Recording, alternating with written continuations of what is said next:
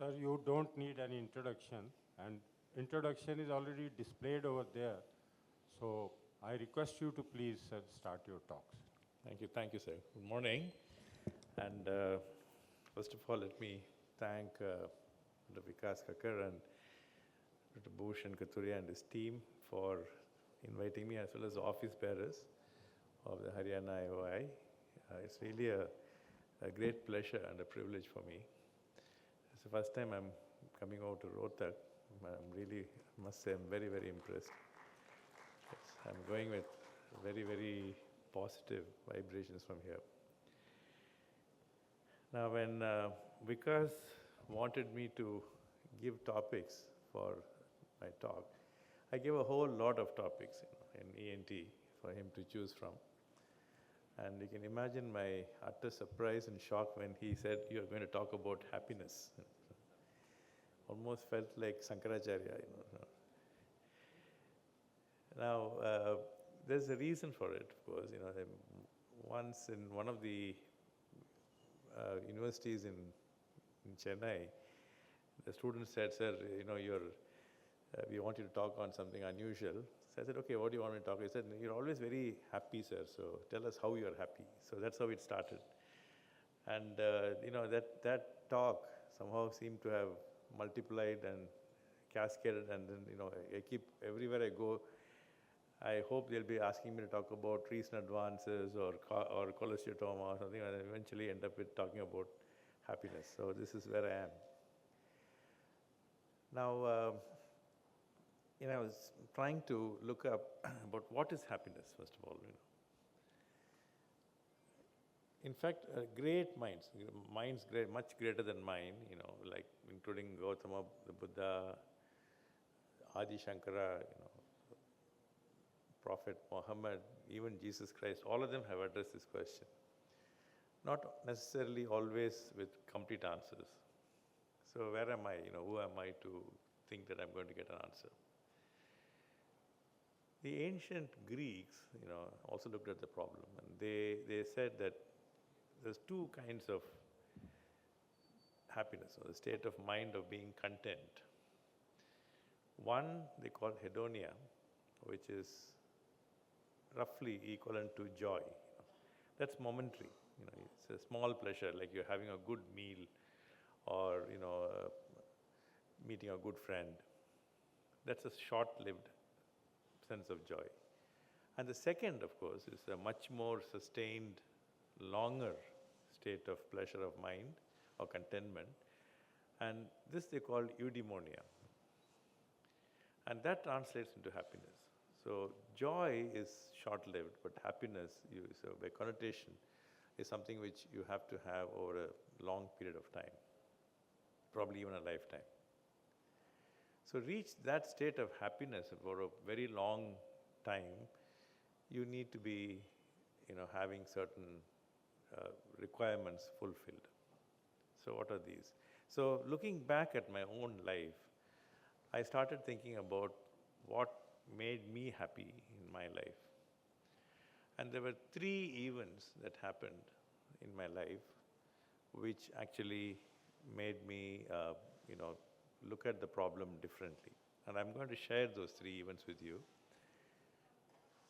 And then you have to obviously work out your own formula. So this is important. But it's important that you work out, because as I was telling Bhushan yesterday, for many of the young ENT surgeons who are starting, remember, you only have one life to live. And you can live this life on your own terms, or you can live it according to what others expect out of you. So this is up to you. But living it on your own terms means that you are in charge of the situation. So let's get back to my own experience. In 1995 or 96, early 96, I had recently come back from a long, almost 15 years abroad, settled down in Chennai for practice.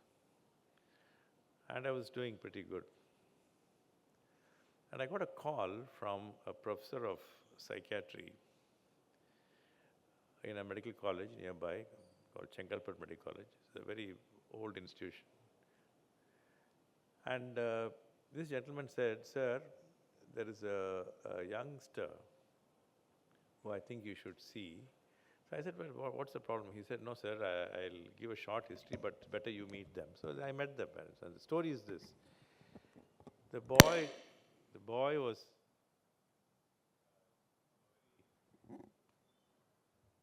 sorry, is it okay? The boy is from a... Yeah. The boy is from a very lower middle class family. The only son of parents who are both teachers in a primary school. Although the family was not very affluent, they were a very happy family. The boy was a topper, school topper. He was doing very well, and he was the future hope of the family. And then, unfortunately, when he had just finished his +2 exam, his 12th standard, and topping, everybody was expecting him to get into medical college, do this, do that. He had an attack of mumps. And after the attack of mumps, unfortunately again, he was left with bilateral, profound, complete deafness, which is very unusual. Usually mumps causes unilateral deafness, as we all know, but occasionally it can. And he had a bilateral, profound deafness, which is completely deaf. And this young boy who had so much of aspirations and dreams, and a lot of friends around him all the time, suddenly found himself isolated. Because as we all know, vision connects us with objects, but hearing connects us with other human beings. So he was completely isolated, and immediately, he realized that his life was finished. He approached a lot of ENT surgeons, and locally, and everybody said, there's nothing we can do, sorry, This is 1996, November. And in frustration, the father, mother, and the son all tried to commit suicide. So they consumed poison, attempting suicide. Unfortunately for them, and fortunately, I think for circumstances, all three survived. But they were in intensive care unit in that medical college, and that's where the psychiatry professor met them, because he was asked to counsel them. So he asked me, "Sir, is there nothing that can be done?" So I said, "Look, there's something called cochlear implants, which we haven't done yet, but there is a possibility that it might work, although we have no experience here. We are looking at it, we're trying to do it, but we have hardly any experience to tell them about. We don't know the long-term effects, we don't know the side effects." He said, anyways, the parents came and met me. I told them, I said, this is one small possibility, it might work. I didn't want to give them too much hope, but if it doesn't work, please don't get disappointed. But the problem on the negative side is we don't know the long-term side effects. The mother told me, "See, we are prepared to even die, so if there's even a 1% chance for my son, please give it to him, So, to cut a long story short, I didn't have money then, it was 6 lakhs at the time, so I took a loan. I told my wife, and she said, "Yeah, if you're so passionate." She actually offered to give me her jewels. I said, "No, we'll take a loan." With great difficulty, we took a loan, because banks were not willing to give loans then, so I had to convince a bank, not even a manager. Manager refused. I had to go higher up to the general manager, who asked me, he said, "What is this, doctor? Why are you asking for a loan for 6 lakhs? I said, "Sir, this is the thing, cochlear implant, this, that, blah, blah, blah." And he looked at me, he said, officially I can't give you a loan, because I can give you a loan for a car, because if you don't pay the loan, I can take the car back. But if I give you a loan for a cochlear implant, you don't pay, I can't take the implant back. So I can lose my job. But he said, I'll still give you for 2 reasons. He said, one reason is because you don't look smart enough to be able to cheat a bank. And the second, he said, is because I have got a son who's got hearing impairment. And God is testing me, I think. So he gave it to me against all rules, and we did the first implant. Those days in cochlear implant, we could not test the implant on the table, like we do today. Today I do an implant. Before I leave the table, and I leave the room, the audiologist has told me, sir, all the electrodes are in, they're all fine, your hearing is excellent, everything. But those days we couldn't. So after doing the implant, 3 weeks, we didn't know, we waited. After 3 weeks, we did the switch on. And this was in a soundproof audiological chamber room, where the only sound was a very soft, below 20 dB sound of an air conditioner. So the moment we switched on, this boy told me I can hear the air conditioner, which I couldn't hear, obviously. So I immediately thought, he was delusional, he was pulling a fast one. And I said, okay, but we'll be testing you. Then next thing he told me, there is a phone ringing. And we couldn't hear a phone. So anyway, my audiologist went out of the room, to the next room and the next room. 2 rooms away, there was a phone ringing, which none of us could hear, he could hear. So he came back and said, yes, sir, there's a phone ringing. So in other words, the boy had restored hearing, which was even better than what we had. That moment, ladies and gentlemen, was a moment of complete euphoria for me. And I knew first time in my life what happiness meant. It was a state of happiness. This is first incident. Then, my journey continued, and then I was invited at that time, the first 2 years, 96, 97, up to 98, we had done about 10 implants in 3 years. It was private, 6 lakhs, a lot of money in 96. And in 98, I was asked to give a keynote address to an All India conference of teachers of the deaf. So when I went and talked about how deafness is changing, how we don't want deafness anymore, all my usual talk. End of it, one lady put up her hand in a question time. So I said, yes, ma'am. She was from Orissa, I still remember. She got up and she said, doctor, you are a criminal. Just like that, on my face. So I looked at her, shocked. For a few minutes, shock, then anger, Who the hell is this woman to call me a criminal? But I controlled myself. I said, no, don't lose your cool, So I looked at her and I said, madam, I have been called many things in my life, but this is the first time I've been called a criminal. Can I ask you why? Then she had a point. She said, this is a country where I am not able to get hearing aids for 6,000 rupees for people who deserve it. And here you are talking about an instrument which is 100 times the cost. How are you justified, in doing this? She had a point. She had a very valid point. So I then thought about it and I said, madam, the cost of putting up a satellite is enough to give purified water and free electricity for 1,000 villages. But still we put up a satellite. This is called scientific chauvinism. We may be a poor country or a developing country, but it doesn't mean that we cannot have scientific chauvinism. I am a scientist, madam. It's my job to make science available, make science ready. But it is a job of society to see that it is equitably distributed to society. And society, ma'am, is you and me. So if I am a criminal, so are you, I said.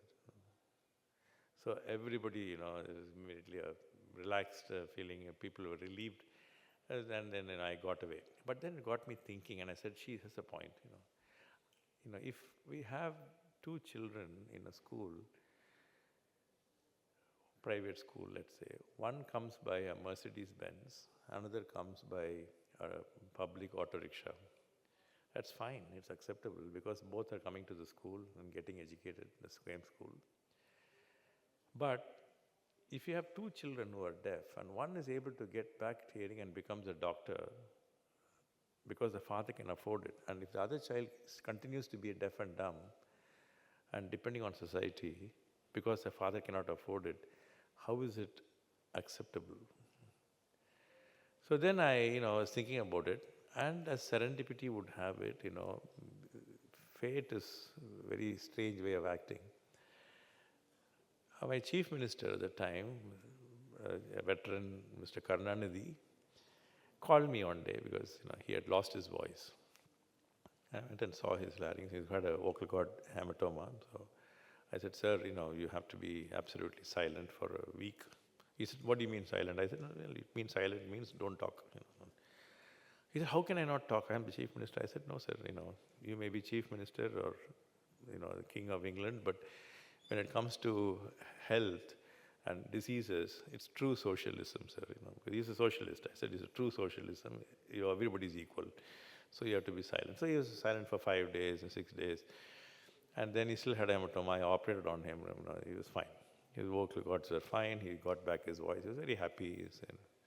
And this went on. Then again, next time he had a sore throat, he called me. So it went on. Then 3 months later, he suddenly called me and he said, Dr. Mohan, you are the only person I was thinking who has never asked me for a favor.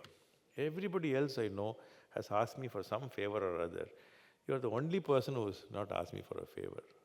How is that? So I said, sir, there's nothing I want from you. I'm a very happy man and I have everything, so I don't need to anything from you. He said, you almost sound like Buddha, So I said, no, sir, I'm not sounding like Buddha, but that's the truth, And then I thought about it and I said, but there is something that I want to ask you, but I'm scared to ask you. He said, what is that? I said, sir, give me 5 minutes. I want to show you a video. So I had my laptop, I immediately rushed and opened it. I had 2 video clips. One of a child, a beautiful girl, sitting and doing sign language. I went to school, I did this, I did that, I ate breakfast, this, that. All sign language with subtitles. And this is about 2-minute clip. And another video of a young boy talking to his mother on the phone, telling her, this, that, I want this, I want that. I said, sir, both of them were born deaf, profoundly deaf. The boy had a cochlear implant done, and he is now communicating with his mother on telephone. The girl, unfortunately, could not get a cochlear implant. She is communicating, but you have subtitles. But in real life, sir, there's no subtitles. That's a pity, we don't have subtitles. So here we are, So he looked at me and he said, so why are you not doing for everybody, So I said, that's what I want to ask you, sir, because we need money, sir. I need money to do for everybody. He said, how much? So I said, sir, 1 child, 6 lakhs. So he quickly calculated. I said, okay, how many do you want? See, at that time, I had no clue about, the requirement. So blindly, I thought it was a big number. I said, I need 200 cochlear implants. I thought it was a big number. He laughed. He said, Dr. Mohan, it's more like 2,000 that you need, not 200. I'll give you 2,000 implants, but I have a condition. And the condition is, you will also train the doctors in Madras Medical College to do it. And you also do it. I said, sure, that's my alma mater, I'll be happy to do it. So that's how the cochlear implant program in Tamil Nadu, which is the first program nationwide, and today more than 5,000 children have received implants. So that was the second time in my life that I felt truly happy, that I had done something for society which I thought was impossible. And finally, this is going on, it's very, very happy. Once we had the AOI, in Tamil Nadu, in Chennai, and I was organizing it, 2011 it was. And I had called President Abdul Kalam. President Abdul Kalam was the chief guest, he came. And on the dais, like sitting like that, I asked a cochlear implant kid to take a bouquet of flowers and give it to him. So this child went and gave it to him. And President looked at him, and I said, sir, he's a cochlear implantee. And President Abdul Kalam had a very soft corner for a cochlear implant. So he looked at him and he said, oh, wow. And he said, what do you want to become when you grow up? So a boy looked at him like that. He was about 5 or 6. And what he said? He said, sir, don't you think I am too young to decide now? To President Abdul Kalam. I almost collapsed and I said, my God, But President laughed, he said, true, true. And then he looked at me and he said, doctor, mind this guy, he's going to be somebody. And true enough, almost 20 years later, a very handsome young man, with a nice beard, very smart looking, 6-footer, can really be in any movie hero. He walked in to my room in my consultation, and then he walked straight and he came and put his hand on my shoulder. I was so shocked. I said, youngster coming to my room, putting his hand on my shoulder, it doesn't happen usually. So he looked at me, he said, doctor, you don't recognize me, do you? I said, no, son, And then an old lady walked in, his grandmother. When I saw her, everything fell into place because she was the one who was holding him as a child when I had done a cochlear implant on him when he was 1 year old, the grandmother. And old people don't change, they don't change. They age, but the face doesn't change. But children, when they grow up, the face changes. So I couldn't recognize him, but I recognized the grandmother. So I asked the grandmother, Bibi, how do you feel about your grandson? She said, when I brought him to you 20 years ago, or 24 years ago, whatever, I brought him because he could not understand what we were talking. Now, I cannot understand what he is talking. That's what's changed. So I laughed because then I talked to this boy. I said, what are you doing, son? He said, sir, I'm studying. I said, obviously, but where are you studying? He said, I'm in the US. So I said, oh, good, excellent. Which university are you in the US? Something made me, this guy is keeping things from me. I said, which university? He said, Harvard. I said, Harvard? You're studying in Harvard? I said, what are you doing in Harvard?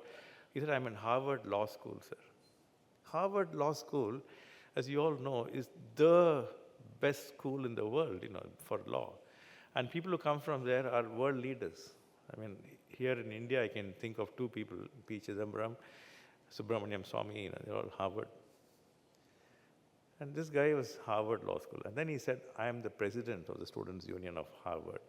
I said, my God, by God, you've done it. And then I asked him out of curiosity, how many languages do you speak? He said 6, including French and Spanish. That moment was my moment of absolute, true happiness. I went home and I told my wife, Indra, if you and I, we drop down dead today, we can die happy that we have done something useful in our life. I said, it's been a long journey, and you are my partner. You are the one who supported me, so you need to know that. I said, this is what happened. I met a youngster today who gave me a true meaning of what happiness is. So without wasting any more time, I just want to tell you that happiness is realization of one's own dreams. You have to dream high, it doesn't matter how high, and work towards it. Very few people will actually see their dreams happen in their lives. It doesn't happen all the time, but you're at least going towards it.